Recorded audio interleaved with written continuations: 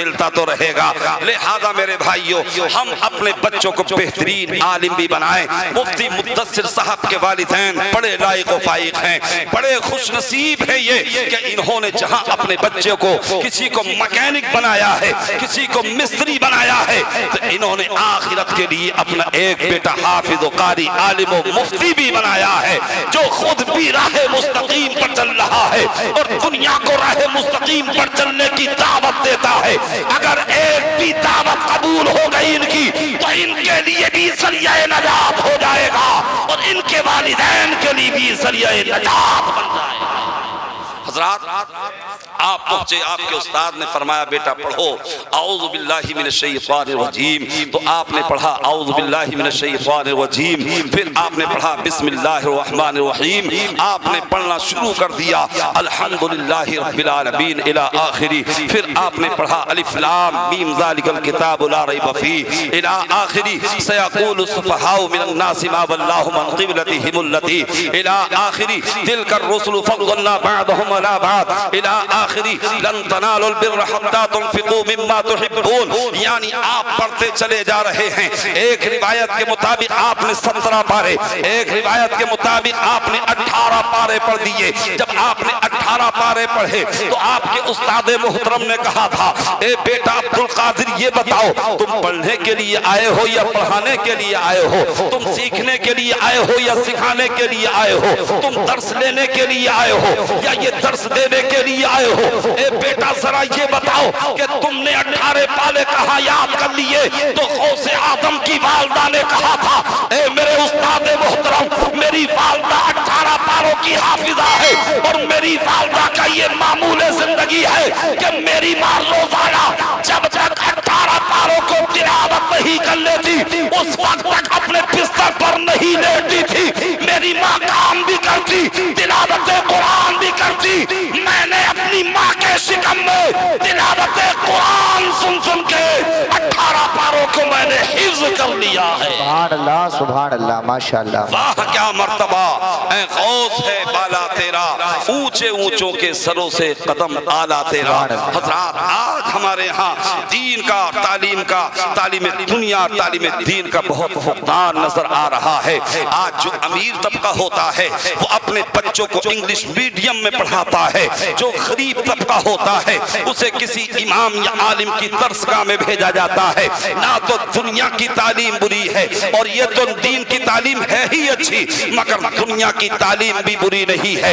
आज कुछ अमीर लोग, आज कुछ उमरा या फुजरा लोग या फुकरा लोग ये कहते हैं कि मौलाना लोग तो मजहबे इस्लाम के मानने वाले और ये उलमा तो दुनियावी तालीम की मुखालफत करते हैं। लिहाजा ना तो कोई आलिम दुनियावी तालीम की मुखालफत करता है, न मजहबे इस्लाम किसी दुनियावी तालीम की मुखालफत करता है, बल्कि मेरे आका ने तो खुद इरशाद फरमाया था कि तुम दूसरे लोगों की ज़बानों को सीखो ताकि तुम उनके हमलों से महफूज रह सको।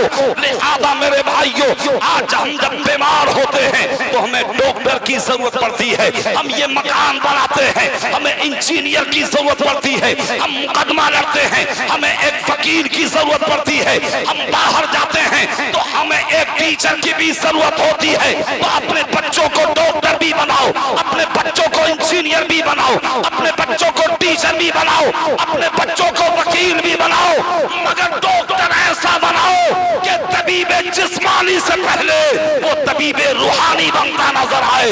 इंजीनियर ऐसा हो कि मकान की किताब, मकान बनाने की किताब पढ़ने से पहले कुरान पाक को पढ़ता नजर आए।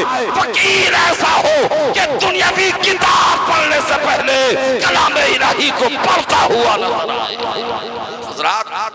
अगर ऐसे बच्चे तालीम हासिल करके डॉक्टर बनेंगे, इंजीनियर बनेंगे, टीचर बनेंगे और जो है जज बनेंगे, IAS अधिकारी बनेंगे, तो ये जो रिश्वत चल रही है ना, इसका सब का जो है खात्मा हो जाएगा। आज एक चपरासी बगैर रिश्वत के कदम उठाने के लिए तैयार नहीं है। अगर आप पैसे ना दें तो 1000 बहाने वो चपरासी कर देता है। आज टाइम नहीं है, आज फाइन नहीं मिली है, आज साहिब नहीं बोले मिले आप बैठे हैं, तरह तरह के हीले और बहाने पेश कर दिए जाते हैं। अगर जेब में 100 का नोट डाल दिया जाए या पैसों की गड्डी डाल दी जाए तो ये चपड़ासी भी नाचता नजर आता है, वकील भी नाचता नजर आता है, जज साहब भी काम करते नजर आते हैं। आखिर वजह क्या है कि जिसके दिल में खशियत रब्बी नहीं होती है, जिसके दिल में खौफ इलाही नहीं होता है, तो वो दुनिया वालों से नहीं डरता, वो अदल से काम नहीं लेता, वो इंसाफ से काम नहीं लेता, बल्कि जिसके दिल में खुदा का खौफ होता है, जब वो फैसला करता है अदल और इंसाफ के साथ में करता है। गौसे आजम रज़ी अल्लाह ताला अन्हु को आज हम सिर्फ वली समझते हैं। हम समझते हैं 11वीं कल्ली काफ़ी है, 11वीं खाली क्या काफ़ी है। तो हजरात 11वीं करना भी अच्छा है, खिलाना भी अच्छा है, खाना भी अच्छा है। कुछ लोग तो इसके भी बड़े मुखालिफ हैं और ये कहते हैं अरे साहब ये तबर्रुक जो है मौलवियों ने जो है ढकोसलाबाजी कर रखी है और अपने खाने का एहतमाम और नज़्म कर रखा है। मगर हजरात गिरामी मुझे ये बताइए, यानी जो तबर्रुक बनाया जाता है, बिरयानी बनाई जाती है, मुर्गा ज़िबा किया जाता है, उसमें जो मसाले डाले जाते हैं, क्या नमक हराम है, क्या मिर्च हराम है, क्या रिफाइंड या तेल हराम है, क्या चावल हराम है? अगर हम गौसे पाक का नाम ना दें, नजर न्याज का नाम ना दें, तब तो वो बिरयानी भी जायज है, वो कौरमा भी जायज है। मगर वो जालिम कहता है अरे तुमने गौसे आजम की तरफ निस्बत कर दी है, तुमने 11वीं की तरफ निस्बत कर दी है, अब ये मुर्गा भी हराम है, अब ये बिरयानी भी हराम है। मगर मैं आपको ये बता देना चाहता हूँ, अगर कोई बिरयानी होती है तो वो सिर्फ बिरयानी होती है, अगर कौरमा होता है तो वो सिर्फ कौरमा होता है। लेकिन अगर उस पर तिलावत कुरान कर दिया जाता है, अगर उस पर दुरूद पाक पढ़ दिया जाता है, अब वो बिरयानी नहीं बल्कि वो तबर्रुक बन जाती है, अब वो कौरमा नहीं बल्कि वो तबर्रुक बन जाता है। और कुरान फरमाता है फीही शिफाउल लिन्नास, यानी हमने कुरान पाक को लोगों की शिफाही के लिए नाज़िल किया है। तो अगर कुरान को पढ़ करके किसी आदमी पर दम कर दिया जाए तो अल्लाह उसे तंदुरुस्ती अता फरमाता है, अगर गुनाहगार के लिए पढ़ दिया जाए तो अल्लाह उसे जो है मग़फ़िरत उसे दे देता है, और अगर खाने पर पढ़ दिया जाए तो अल्लाह उसे शिफा याब बना देता है। सुभान अल्लाह, सुभान अल्लाह, माशाअल्लाह, माशाअल्लाह। सरकारे गौसे आजम की जिंदगी 3 हिस्सों पर मुश्तमिल है।